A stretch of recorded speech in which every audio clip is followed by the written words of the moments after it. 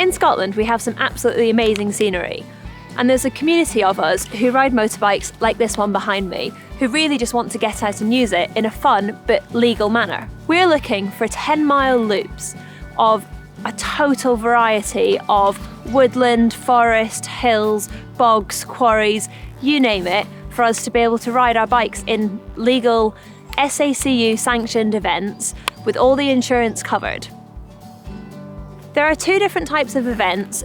One of them is a time card enduro. This tends to be 50 to 90 bikes, but they set off at minute intervals. What this means is there's no mass start. It's actually quite underwhelming. Everybody sort of lines up on their minute. You have a big clock that tells you, right, 9:53, I can go, and then you just go off. The event tends to last about 5 hours, and different classes will do a different number of laps, but it tends to be between 3 and 5. So there's no massive revving or nothing too intense, because it is, at the end of the day, an enduro event.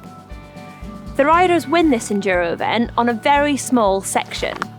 This section is called the special test. On your larger lap round, you show up at the start of the special test, they say on you go, and you go flat out for maybe 5 to 15 minutes. At the end of that, you come back through the timing machine, and then you carry on your way to finish the rest of the lap. All the fueling is done back at base camp. This is where the portaloos will be, anything like that that we need to be able to run the event. The other type of enduro event is called a hare and hounds. This is slightly different in that it is a mass start.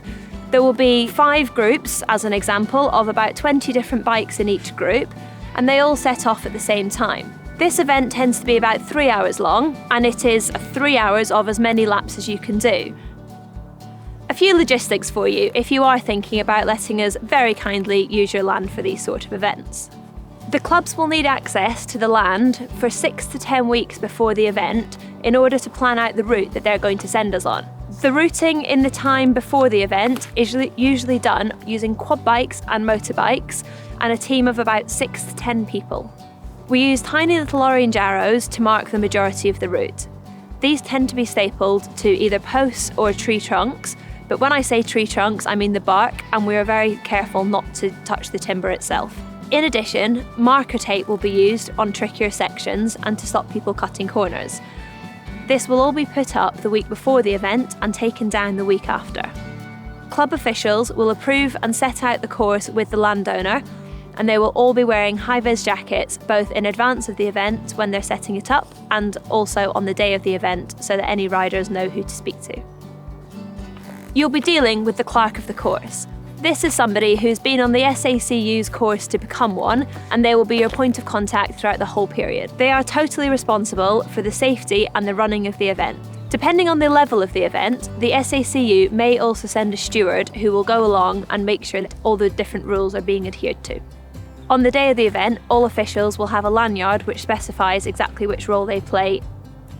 Are the landowners responsible for any aspect of the event? No, not at all. Providing the landowner is okay with the clerk of the course running the event, we cover all the insurance and all the costs to do with the event. There aren't many spectators that are there. However, each rider will usually have a helper just to help them in case anything goes wrong or in case they need help refueling or anything like that. And that is both refueling them and the bike. How much parking is required?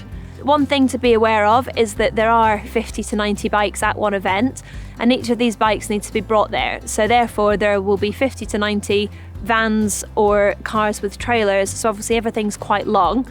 People are quite happy to park anywhere. There's fields, forests, whatever suits. They'll take whatever space is available, but it is a lot of vehicles when they're all laid out. Is overnight parking required? This is preferable, but not essential. Many of the competitors will have travelled hundreds of miles to get to the event, and a lot of the vans have sleeping accommodation in them. In addition, a lot of the top riders will like to walk the special test the night before, so they know what they're up against on the day. Are toilet facilities required? Yes, they are.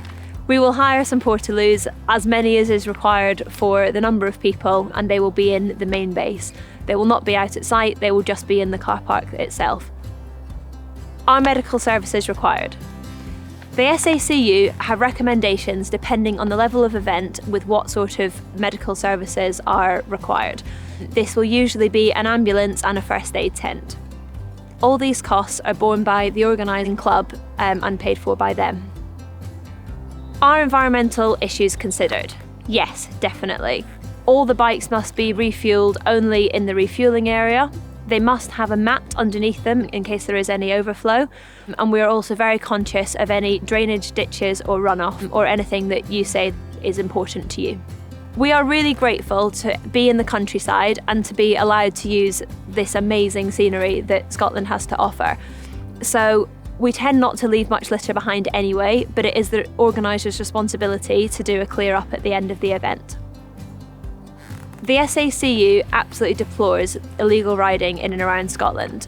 It's actually threatening our sport. Clubs and the SACU have a variety of measures that can be taken against illegal riding.